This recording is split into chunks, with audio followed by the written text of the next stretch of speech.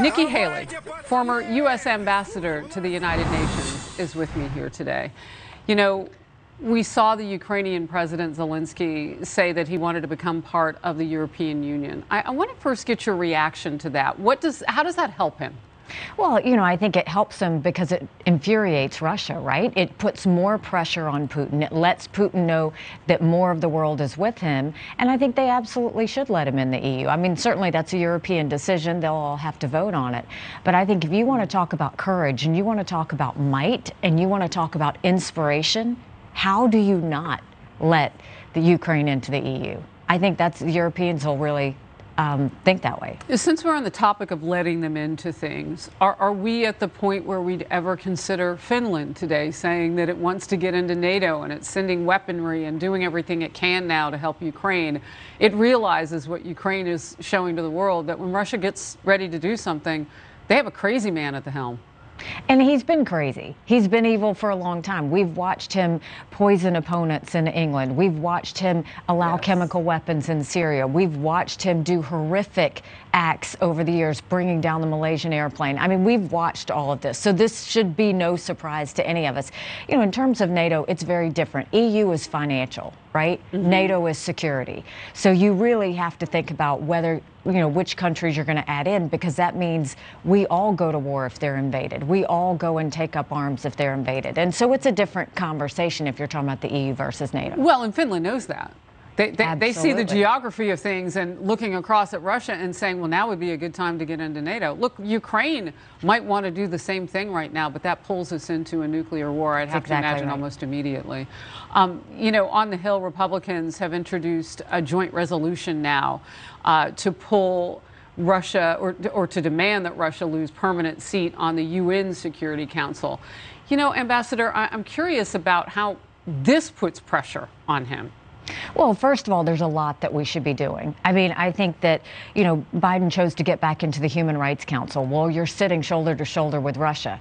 Either you kick Russia off the Human Rights Council or the U.S. gets out of the Human Rights Council, which we did in the very beginning. Secondly, you are sitting in Iran negotiations. You're sitting shoulder to shoulder with Russia and China. Do you really want to be doing a deal with our enemies? I don't think so. If we didn't learn the lesson from this, we've got to learn that we are not going to allow that to happen. So when you talk about the UN Security Council, absolutely, I would be railing right now to, one, not allow Russia on the Security Council, two, not allow Russia in the General Assembly. They should be, they shouldn't even get observer status at this point. This is all out war, and we should be treating them like the criminals that they are. So you bring that up, and that's exactly the question, right?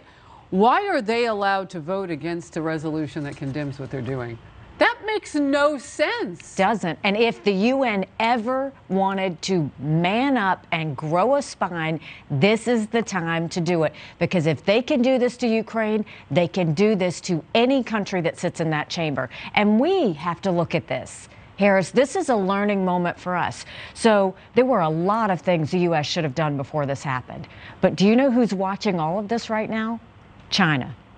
China's watching every country that's sending Ukraine arms. China's watching how the U.S. reacts. China's watching who's sending intelligence to Ukraine. And China is deciding that when they invade Taiwan, how do they want to do it sleeker, better, stronger? Well, how are they going to make sure they can do this? So while we're trying to defend Ukraine at this point, don't take your eyes off of China, because they are getting ready to move, and we have to be ready. And how can we be so sure they're in concert with each other? They were so cozy at the Olympics in Beijing. Absolutely. I mean, they had to, because it was days before this had happened with Ukraine. This played out in front of the world. What we know now is China is a bit annoyed, right? Because it did play out this way.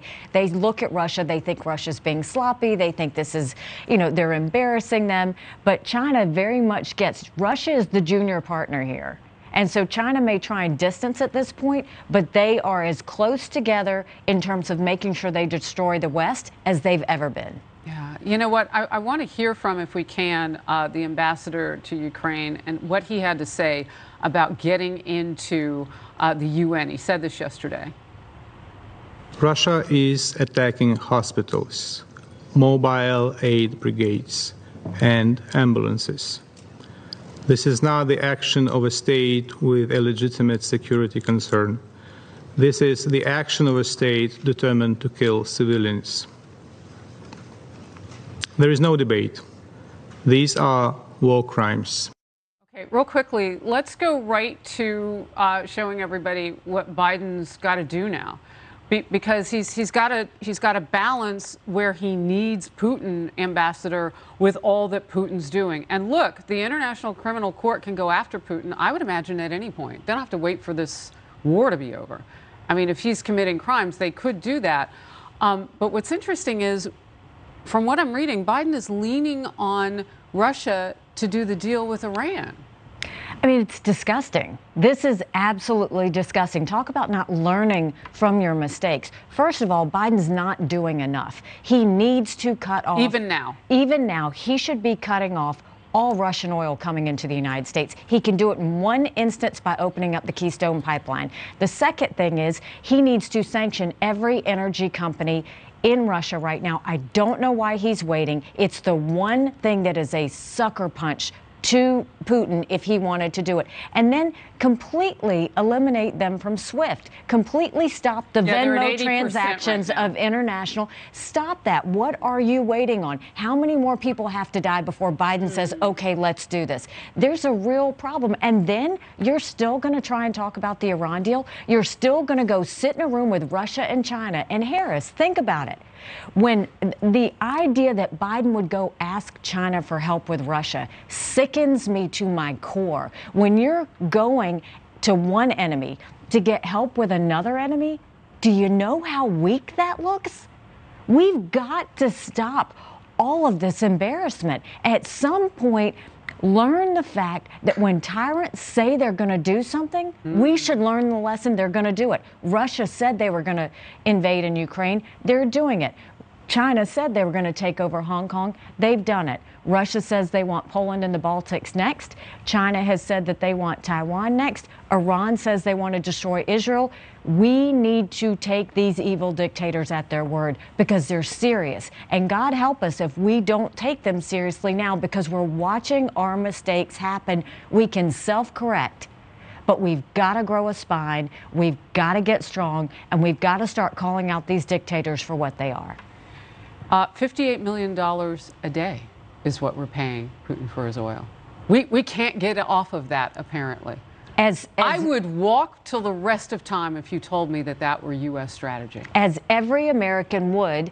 At what point are the dollars going to outweigh human lives that are happening, that are dying on the streets right now of Ukraine? And do we need that oil? No. Double down on fracking. Make sure that we're exporting liquefied natural gas. We shouldn't be becoming less dependent on Russia alone. We should be telling Europe, you got us into this.